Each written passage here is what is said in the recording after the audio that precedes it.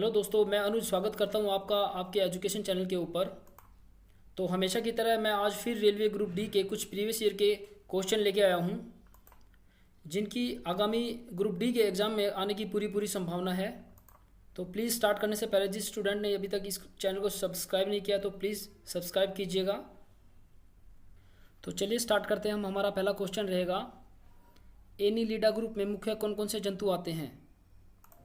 जो, केचुआ और रेनिस। रेनिस इसमें दे नहीं रखा, ये तीनों इसके प्रमुख उदाहरण हैं। आपको पता होगा कि केचुआ किसान का अच्छा दोस्त माना जाता है, क्योंकि वो मिट्टी के अंदर छिद्र करके पौधों की जड़ों को फैलने में काफ़ी सहायक होता है और उसमें मिट्टी की उर्वरता शक्ति भी बढ़ाता है। और केचुआ एक ऐसा जीव है जिसके अंदर 4 जोड़ी हृदय होते हैं, ये ध्यान रहे। क्वेश्चन नंबर सेकंड हमारा रहेगा, आर्थ्रोपोडा ग्रुप में मुख्य कौन कौन से जंतु आते हैं? तिलचट्टा, मच्छर, खटमल और मक्खी। क्वेश्चन नंबर 3 है हमारा, मोलस्का ग्रुप में अंतर्गत मुख्य कौन कौन से जंतु या कीट आते हैं? घोंघा और सीप, जो कि समुद्री जीव हैं। नेक्स्ट हमारा रहेगा, इकाइनोडर्मेटा संघ के अंतर्गत मुख्यतः कौन कौन से जंतु आते हैं? तारा मछली और ब्रिटिल मछली। नेक्स्ट हमारा क्वेश्चन रहेगा, मनुष्य का पाचन क्रिया का प्रारंभ कहाँ से होता है? तो मुख से हमारा पाचन क्रिया का प्रारंभ स्टार्ट हो जाता है। टाइलिन नामक ग्रंथि हमारे मुंह से निकलनी स्टार्ट हो जाती है, तथा ये ग्रास नली से होती हुई छोटी आंत फिर बड़ी आंत से प्रवाहित होती है। नेक्स्ट हमारा रहेगा, शिराएं द्वारा कौन सा रक्त प्रवाहित होता है? अशुद्ध रक्त शिराएं द्वारा प्रवाहित होता है।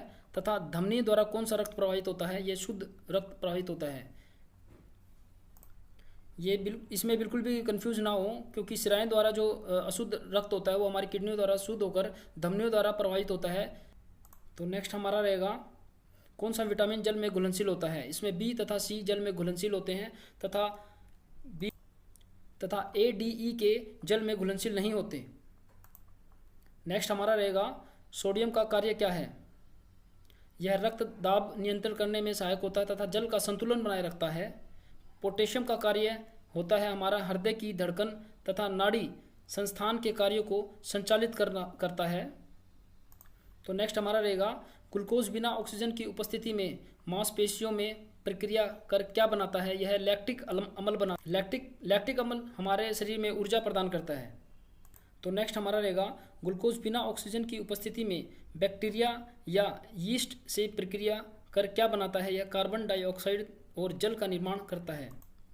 नेक्स्ट हमारा रहेगा, एनीलिडा में उत्सर्जन करके किस उत्सर्जित अंग द्वारा होता है? यह नेफ्रीडिया द्वारा होता है। तो नेक्स्ट हमारा रहेगा, मूत्र का पीएच मान क्या होता है? मूत्र का पीएच मान 6 होता है। आप लोगों को पता है पीएच मान 13 या 14 तक होते हैं। 7 से जो नीचे होता है वो अम्लीय होता है तथा 7 से जो ऊपर होता है वो क्षारीय होता है। बाह्यस्रावी तथा अंतःस्रावी दोनों प्रकार किस ग्रंथि में होते हैं? ये अग्नाशय में होते हैं। अग्नाशय ग्रंथि हमारे भोजन को पचाने में काफ़ी सहायक भी होती है। तो नेक्स्ट हमारा होगा, पीयूष ग्रंथि तथा पिट्यूटरी ग्रंथि को किस नाम से जाना जाता है? यह मास्टर ग्रंथि के नाम से भी जाना जाता है। यह ग्रंथि हमारे शरीर के मस्तिष्क में होती है। नेक्स्ट हमारा होगा, स्प्रिंग को आप सामान्य लंबाई पर वापस लौटाने के लिए लगाने वाला बल कहलाता है? प्रत्यानयन बल कहलाता है। नेक्स्ट हमारा है, पौधों के लिए सबसे अच्छा उर्वरक कौन है? यह कंपोस्ट है। कंपोस्ट भूमि की उर्वरता शक्ति को बढ़ाता है। नेक्स्ट, पेट्रोलियम किस प्रकार की चट्टानों में पाया जाता है? यह अवसादी चट्टानों में पाया जाता है। जैसे कि आप जानते हो, अवसादी चट्टानों में वनस्पति और जीव जंतुओं के जीवांशम काफ़ी बड़ी मात्रा में पाए जाते हैं। नेक्स्ट हमारा रहेगा, गुब्बारों को उड़ाने के लिए काम में लाई जाने वाली गैस हीलियम कहलाती है। हीलियम जो हेलीकॉप्टर वगैरह होते हैं इनके टायरों में भी हीलियम गैस ही भरी जाती है। डीडीटी का उपयोग किस रूप में किया जाता है? कीटनाशक के रूप में किया जाता है। डीडीटी का प्रयोग किस रूप में किया जाता है? यह कीटनाशक के रूप में किया जाता है। यह पहला आधुनिक कीटनाशक था जो कि मलेरिया के विरुद्ध यूज किया गया था, लेकिन 1950 के बाद इसे कृषि कीटनाशक के रूप में प्रयोग करने लगे। नेक्स्ट हमारा है, इथेनॉल के अत्यधिक सेवन से कौन सा अंग प्रभावित होता है? यकृत इथेनॉल के अत्यधिक सेवन से प्रभावित होता है। इसमें अल्कोहल मिला होता है, इथेनॉल के अंदर अल्कोहल होता है जो कि पेट्रोल में यूज किया जाता है। सभी अम्लों में अनिवार्य रूप से पाए जाने वाला पदार्थ क्या है? हाइड्रोजन। हाइड्रोजन का रासायनिक सूत्र H2 है। आग लगने तथा फैलने की सबसे कम संभावना किस वस्त्र से होती है? सूती वस्त्र से होती है। लोहे का सबसे महत्वपूर्ण स्रोत कौन सा है? हरी सब्जी।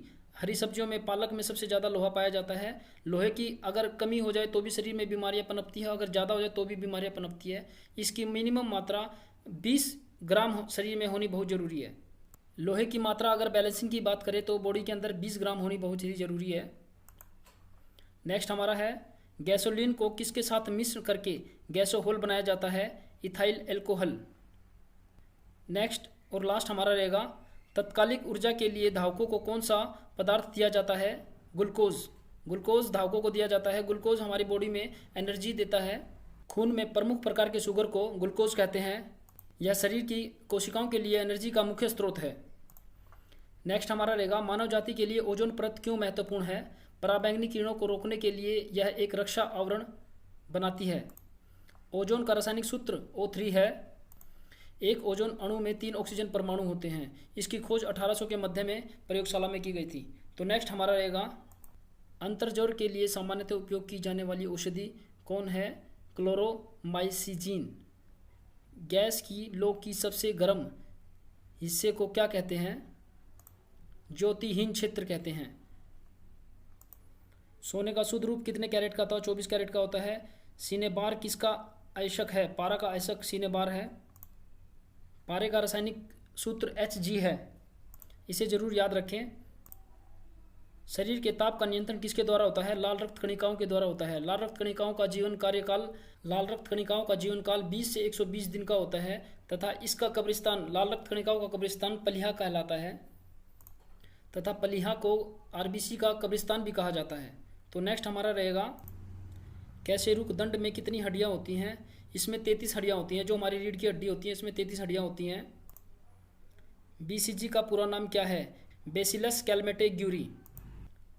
नेक्स्ट हमारा रहेगा, एथलीट फूड नामक रोग किससे होता है? कवक द्वारा होता है। कवक द्वारा ही दमा का रोग होता है। पौधों की पत्तियों पर सफ़ेद कवक जम जाते हैं, फफूंदी जम जाती है, उसे हम कवक ही कहते हैं। नेक्स्ट हमारा रहेगा, फाइलेरिया नामक रोग किस कारण होता है? यह कर्मिक के कारण होता है तथा फाइलेरिया को हाथी पांव रोग भी कहा जाता है। इस स्थिति में मानव का पैर भारी हो जाता है बहुत। यह रोग क्यूलेक्स नामक मच्छर के काटने से होता है। नेक्स्ट हमारा रहेगा, जब एक वस्तु की गतिज ऊर्जा 2 गुनी की जाती है तो उसकी गतिज ऊर्जा 4 गुनी बढ़ जाती है। नेक्स्ट हमारा रहेगा, सूत्रकणिका को अन्य नाम से जाना जाता है। माइटोकॉन्ड्रिया के नाम से जाना जाता है। माइटोकॉन्ड्रिया का मुख्य काम सेलुलोज को श्वसन करना है। इसका मतलब यह है कि यह कोशिका से पोषक तत्व में ले जाता है तथा शरीर में ऊर्जा प्रदान करता है। नेक्स्ट हमारा रहेगा, वट वृक्ष पादपों के किस वर्ग में आता है? आवृत बीज के वर्ग में आता है। नेक्स्ट हमारा रहेगा, फ्लेम ऑफ द फॉरेस्ट का अर्थ क्या है? ऐसे पेड़ों जो भरा वन जो पतझड़ में फूलते हैं और लाल फूल बिखेरते हैं। नेक्स्ट, पेनिसिलिन किससे बनाया जाता है? यह कवक से बनाया जाता है। पेनिसिलिन को पेन भी कहा जाता है। यह एक एंटीबायोटिक का एक समूह है जिसकी उत्पत्ति पेनिसिलियम फंगी से होती है। नेक्स्ट हमारा रहेगा, लाइकेन को 2 जीवधारियों का सहजीव साहचर्य समझा जाता है। वो 2 जीवधारी कौन कौन से हैं? शैवाल एवं कवक। नेक्स्ट हमारा रहेगा, आमतौर पर संश्लेषित वृद्धि माध्यम और बेकरी में काम लाए जाने वाला एगार किससे प्राप्त होता है? ये शैवाल से प्राप्त होता है। लौंग किससे प्राप्त होती है? पुष्पकली से प्राप्त होती है। तो नेक्स्ट हमारा रहेगा, अनशन और उपवास की लंबी अवधि के दौरान शरीर में अशर्करा वर्गीय पुरावर्ती से पासा शर्करा ग्लूकोज या मधुजन बनाने की विधि का नाम क्या है? ग्लूकोन वजन। तो नेक्स्ट हमारा रहेगा, सभी जीवधारियों में पाए जाने वाला कौन सा यौगिक है जिसमें भरपूर मात्रा में फास्फोरस पाया जाता है? न्यूक्लिक अम्ल। तो नेक्स्ट हमारा रहेगा, भारत के केंद्रीय धान अनुसंधान केंद्र कहाँ है? कटक उड़ीसा के अंदर है। उड़ीसा का CM नवीन पटनायक है तथा उसका राज्यपाल गणेशी लाल है। किस वैज्ञानिक को प्रकाश संश्लेषण पर कार्य करने के लिए नोबेल प्रकाश मिला? मेल्विन कैल्विन को यह पुरस्कार मिला। तो दोस्तों, अगर आपको मेरी वीडियो अच्छी लगी तो please like, subscribe and share करना ना भूलिएगा। कल मैं फिर यही रेलवे ग्रुप डी की प्रीवियस ईयर की टेस्ट सीरीज़ लेकर आऊँगा। तब तक के लिए धन्यवाद। Thank you.